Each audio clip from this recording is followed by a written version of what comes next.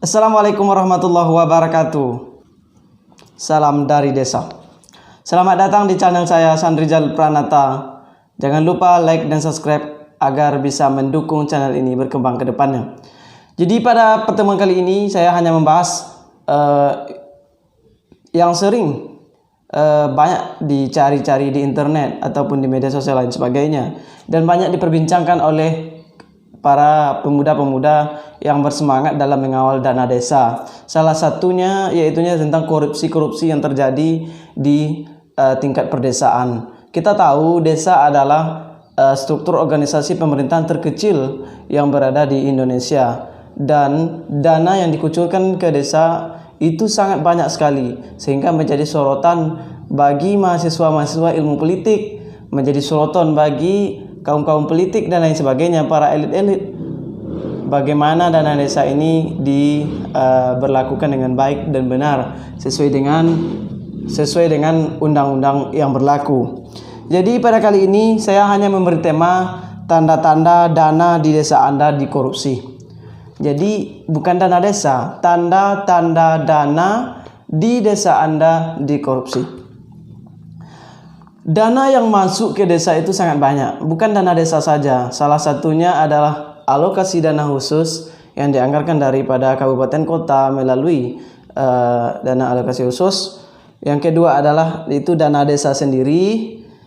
Yang ketiga adalah pajak. Yang keempat adalah retribusi atau bagi hasil lain sebagainya, atau pendapatan asli desa lain sebagainya, atau yang bersumber dari pihak swasta ataupun pihak ketiga. Jadi sudah dilakukankah dana ini, dikelolakah dana ini dengan baik dan benar oleh pemerintahan setempat? Jadi bisa kita nilai sendiri di desa Anda, di desa saya, di desa kawan-kawan sekalian, desa sahabat desa sekalian, bagaimana dalam pengelolaannya. Salah satunya dalam jumlah berapa besar dana yang masuk kepada desa Anda pada satu tahun tersebut, pada satu tahun berjalan tersebut, itu Anda bisa saksikan, Anda bisa tengok melalui spanduk atau selebaran informasi yang disampaikan oleh pemerintahan desa melalui penjabaran pendapatan anggaran pendapatan belanja desa yang secara globalnya. Bisa Anda temukan biasanya di depan kantor desa yang ditempel oleh pemerintahan desa. Jadi di situ tersebutlah Anda bisa mengkalkulasi, menghitung-hitung secara sendiri. Memang benar dalam pembangunan di desa itu tidak sama dengan kita membangun rumah sendiri, karena berbeda. Karena di dalam pembangunan di desa tersebut ada yang berupa pajak yang harus dibayarkan, ada berupa hal perencanaan dan lain sebagainya. Jadi sangat jauh berbeda ketika kita berkata, saya membangun rumah sebesar ini hanya dengan dana segini sanggup. Tapi kenapa desa sangat jauh besar dananya?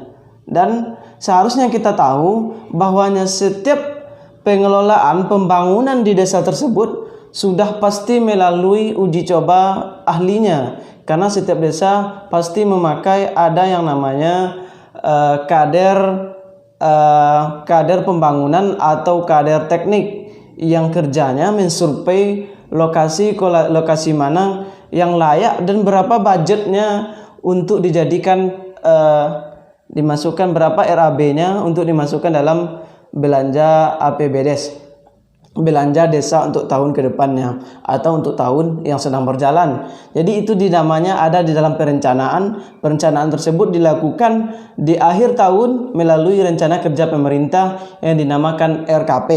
Dana di desa Anda yang dikorupsi salah satunya adalah tidak sesuainya pembangunan dengan jumlah uang yang masuk.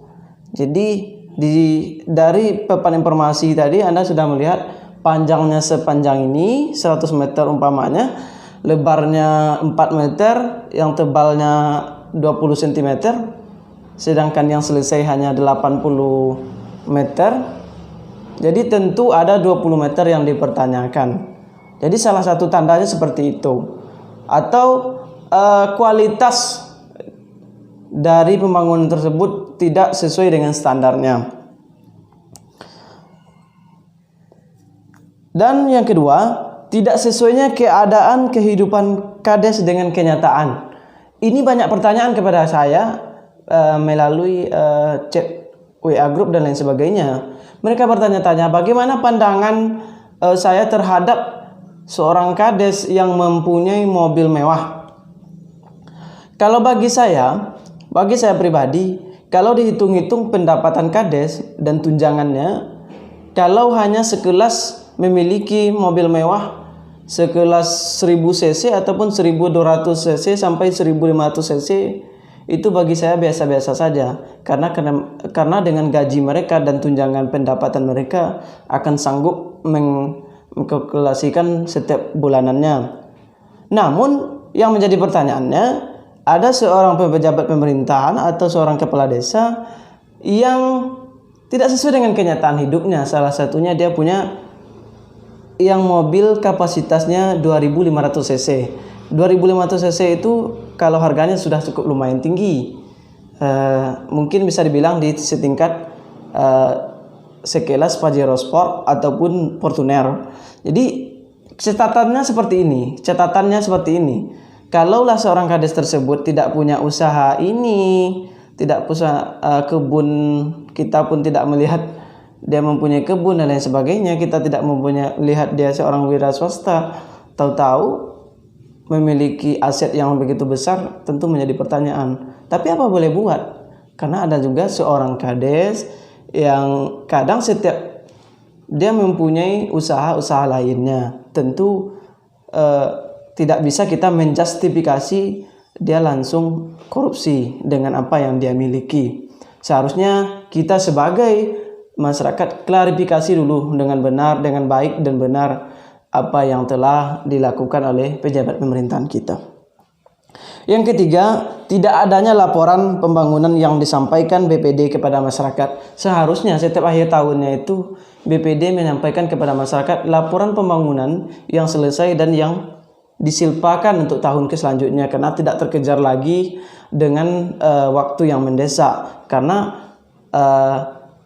anggaran tersebut harus dikerjakan pada tahun yang berjalan yang sama. Jadi kalau tahun ke depannya tidak diperbolehkan lagi, tidak melanggar dalam aturan, harus disilpakan. Kesimpulannya bagaimana?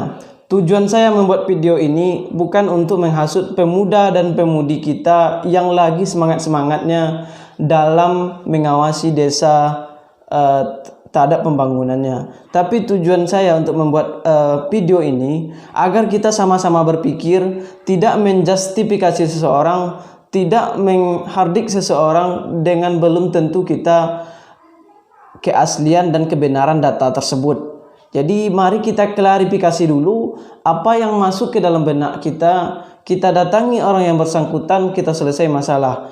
Maka saya ingin desa-desa kita jadi maju, damai dan makmur. Apabila maju desanya, tentu Indonesia akan jauh lebih maju. Salam dari desa.